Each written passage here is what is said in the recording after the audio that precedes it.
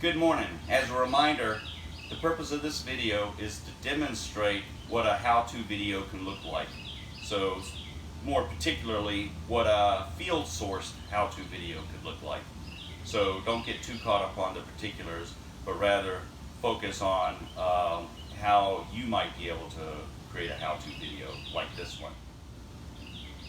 Welcome. Today we're going to talk about how to inspect a life raft installation. The two things we're most concerned about with a life raft installation is that in an emergency situation, the life raft will be able to float free and deploy automatically. So the first thing to consider is that life rafts have to be securely installed on the vessel so that they don't inadvertently deploy or get lost in the storms, those sorts of things. But yet they also need to be able to float free in case of an emergency. And so that functionality is facilitated with a hydrostatic release.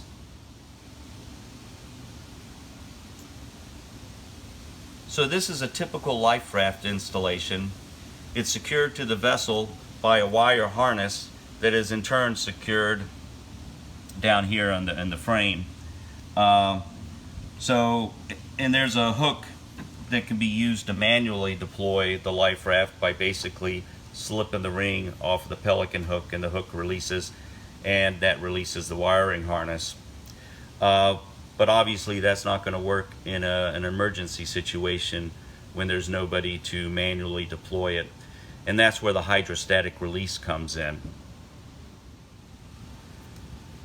The function of a hydrostatic release is to release the harness and so the life raft can float free of the vessel.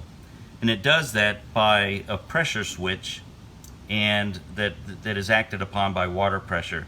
So when the vessel is sinking and this device gets basically 5 to 15 feet below the surface, there's a pressure actuator that releases a blade that cuts this line. When the line is cut, the harness is released and the life raft can float free. So we talked about how the hydrostatic release allows the life raft to float free of the vessel. But it's important to remember that the life raft remains secured to the vessel via a painter line. And the reason that is because to deploy a life raft so that it inflates, you have to pull on this line here. This goes into the life raft, and by tugging on it, it releases a CO2 cylinder that inflates the life raft. Normally, if you're manually deploying it, you would throw the life raft over the side, then you would pull on this line and inflate it.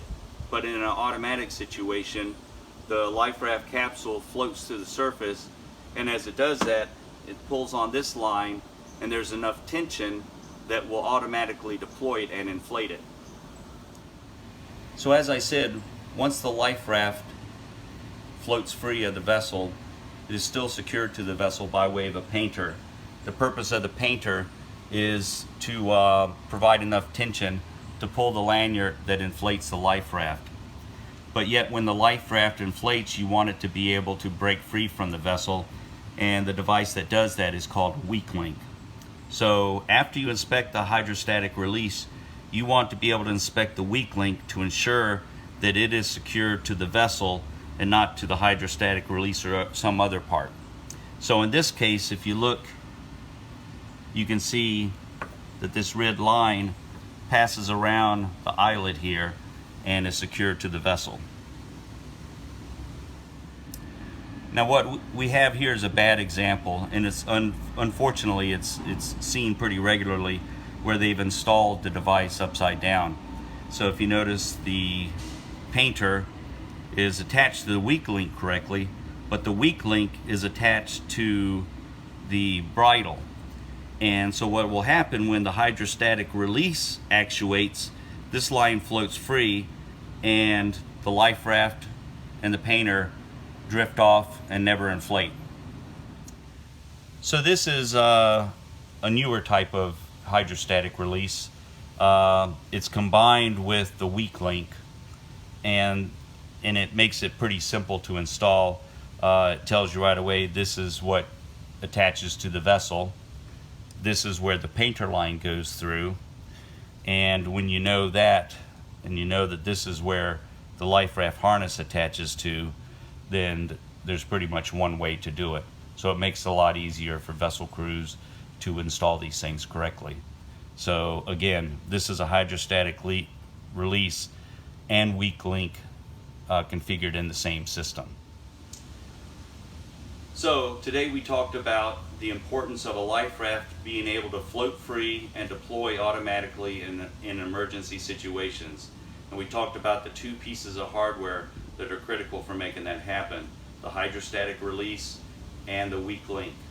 So I found best practices, if you know what the function those devices serve, which is one, to release the harness in the case of the hydrostatic release, and two, in the case of the weak link, to allow the life raft to deploy and yet break free from the vessel once it's inflated, then you can inspect a particular installation and determine if it's set up to do those two things.